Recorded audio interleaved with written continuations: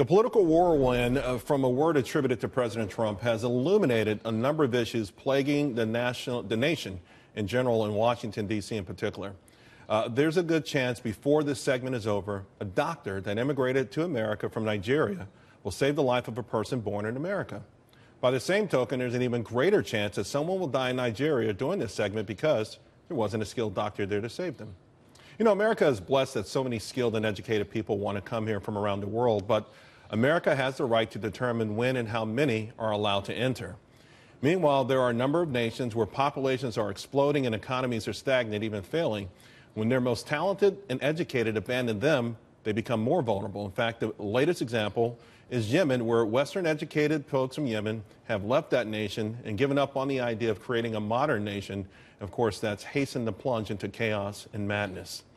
Here at home, the mainstream media and politicians, well, they're all screaming outrage over those mean-spirited or that mean-spirited word.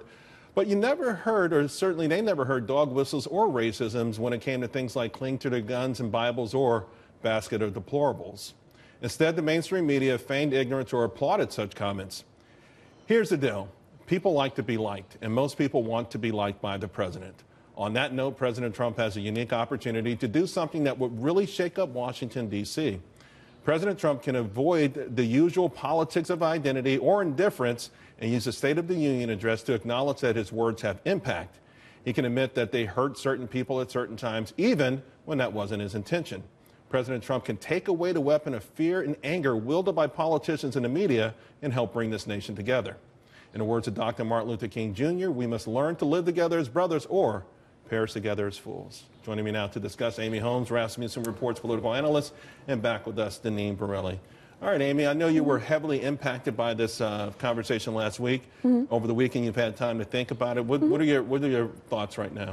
Well, I really appreciate these remarks, your remarks just now, and I would encourage conservatives, Republicans, to think about how, yeah, we need to apply the same standard to a Republican president that we did to a Democratic one, and that we don't label entire communities of American citizens with, I would say, negative stereotypes or disparaging words.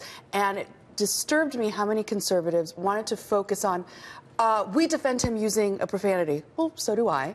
We defend him characterizing some countries as being places that are less than desirable. So do I. But that's not what he said. And I think we need to grapple with that. And even if we take race out of the equation, I understand that. His remarks still had a problem, which was, why do we take people from distressed countries? Well, number one, we have a history of doing that, as many different ethnic groups can attest, including, say, American Jews who came from the ghettos of Eastern Europe, who had very little education, very little money, and they came and built an incredible life. So if we want to take race out of it and just look at it in terms of policy, that's fair, but we have to look at that honestly as well. Of course, you can't take every poor person in the planet, otherwise we'd have an extra 2 or 3 billion people living with us. So there has to be some sort of system. You know, I don't think it's outrageous to say we should have a merit system that includes educational levels and other things, the ability or willingness to assimilate. But overall, what are your thoughts, Deneen? No, it's not outrageous at all. We do need to know who is coming into our country to keep Americans safe. It's Americans first. But unfortunately, what we're seeing is the left, the Democrats, they are siding with those who are here illegally more than siding with actual American citizens, our veterans, the homeless. You have the left that is setting up these sanctuary cities and pushing for DACA. They're more concerned about people here illegally who have broken the law versus keeping Americans safe and siding with American citizens. But Deneen, I think that is a reasonable position, and I agree with much of it. But that's a deflection from the question that was raised in a negotiation about legal immigration. Who comes here, why, and on what basis? And I think that's certainly a valuable conversation to have. And you'll have a lot of Americans who do agree with the merit-based system. There's part of it that I like. But then a lot of Americans who say, wait a minute, my parents, my grandparents came over here, dirt poor, ditch diggers, and they produced a lot of doctors, lawyers, and engineers. There was a time, though, when we needed more people because we had the Louisiana Purchase.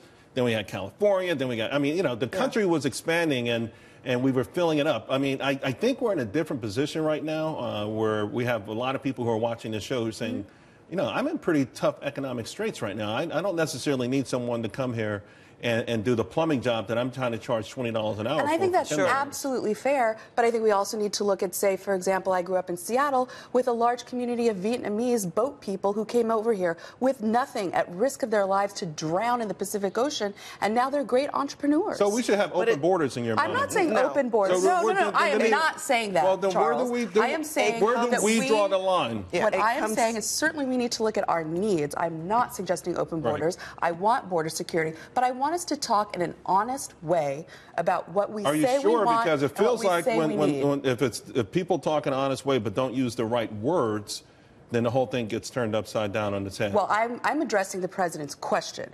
Why do we want people from these places? Right. And I think that's an honest question, but we have to honestly answer. What do we want our immigration policy to be? I'm not for open borders. I don't think that's fair. I'm for a rational, logical immigration system.